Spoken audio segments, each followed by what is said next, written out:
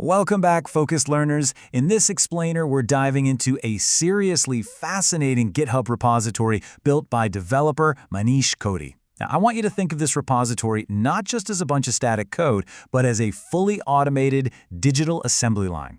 Our goal today is to totally decode this customer lifetime value, or CLV prediction pipeline.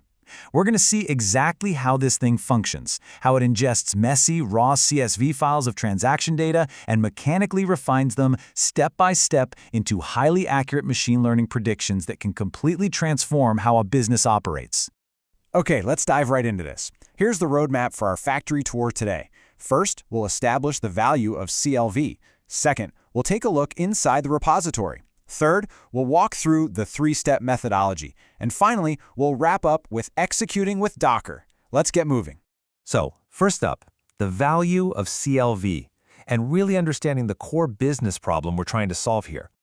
You know, every great technical solution has to start with a real-world problem. And in this case, that problem is uncertainty. Businesses constantly struggle because they just don't know which of their customers are going to bring the most long-term value. And if you don't know that, it's incredibly difficult to figure out where to focus your marketing resources. That brings us to our core definition. Customer lifetime value, or CLV, is this critical metric that forecasts revenue and identifies your high-value customer segments based on their historical behavior. By anchoring our technical pipeline to this concept, predicting CLV becomes the ultimate solution for marketing analytics. We're essentially building a mathematical crystal ball to forecast future revenue based on cold, hard data.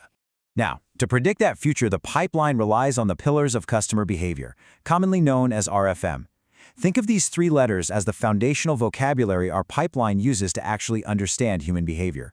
Recency, how recently did the customer purchase? Frequency, how often do they purchase? And monetary, how much do they spend? The pipeline mathematically extracts these three metrics from messy, unstructured transaction logs.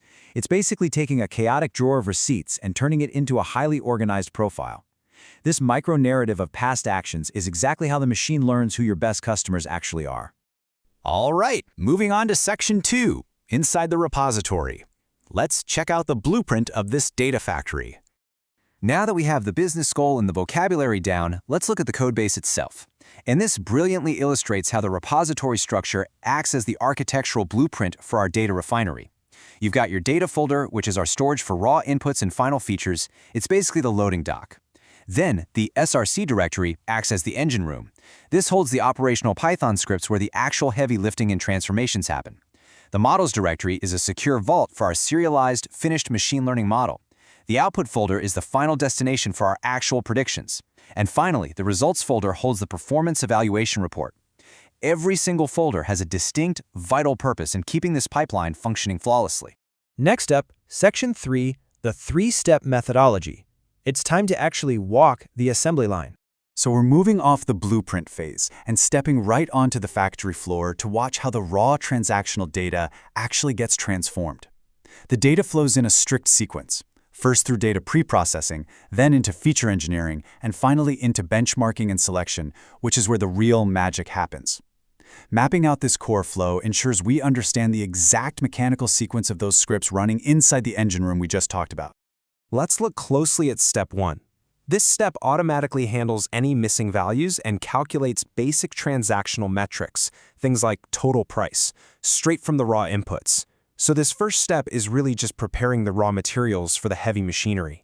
It's the vital cleaning and organizing phase that has to happen before the complex modeling can even begin. If you've ever worked in data science, you know this cleaning step usually eats up like 80% of your time. But here, the automated script handles it instantly, piping the newly cleaned data straight to the next phase. Now we move into feature engineering, where the pipeline actually splits the data. You've got historical RFM data representing the past, and the future CLV target representing the prediction. This highlights an absolutely crucial time-based cutoff used in the pipeline. I always like explaining this to business leaders by saying it prevents data leakage. Basically, it stops the model from cheating by accidentally looking into the future before making its prediction. It mathematically forces the pipeline to only use past behavior to guess future spend. And the source material hits the nail on the head here, stating this prevents data leakage and faithfully mirrors a real production scenario. I want to emphasize that quote because it explains exactly why this time-based cutoff makes the pipeline so incredibly robust and realistic. It's not just a theoretical sandbox, right? It's built to function reliably in a live, enterprise production environment.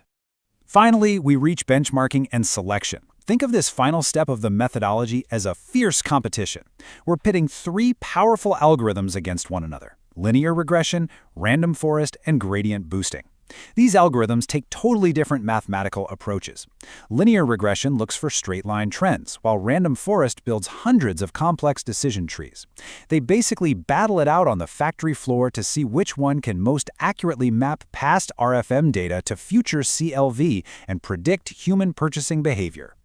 So, how does the pipeline choose a winner? Well, the winning model is simply the one that achieves the lowest root mean squared error, or RMSE. It's then securely saved using JobLib. Connecting this back to the business side, a lower RMSE directly translates to higher forecast accuracy. By using JobLib to serialize the model, we are essentially freeze-drying the winning mathematical brain so it can be unpacked and used instantly later on. The winning model gets packaged up and placed in our vault as the finished product. Which brings us to Section 4, Executing with Docker. Let's power up the machine. We've seen the blueprint, we've walked the assembly line, but how do we actually turn this whole thing on? Let's shift focus to how incredibly easy it is to run this complex operation thanks to containerization. Docker-compose up-build. Literally, that's it. I love revealing this because this single command is the magic button that powers up the entire factory. Because of Docker, you can do this with zero manual dependencies on your local machine. No hunting for Python versions, no fighting with missing libraries for 3 hours on a Friday afternoon. Now, what's really interesting about this is what happens behind the scenes. Hitting Enter on that command triggers a flawless domino effect. First, it automatically builds the Docker image based on the configuration file, setting up the perfect contained operating system. Then it runs a shell script to seamlessly execute our 3 methodology scripts in perfect sequential order. Finally, and most importantly, it persists all those newly generated artifacts, the models, the metrics, the predictions, straight back to your host machine so you can actually integrate them into your business workflows. Once the pipeline successfully completes, you simply collect your finished products right off the assembly line. Your benchmark metrics are waiting for you in the results folder. Your serialized top model is safely freeze-dried in the models folder, and those highly valuable final customer forecasts are ready to be utilized in the output folder as a standard CSV file. The whole shebang is perfectly sorted and ready for action.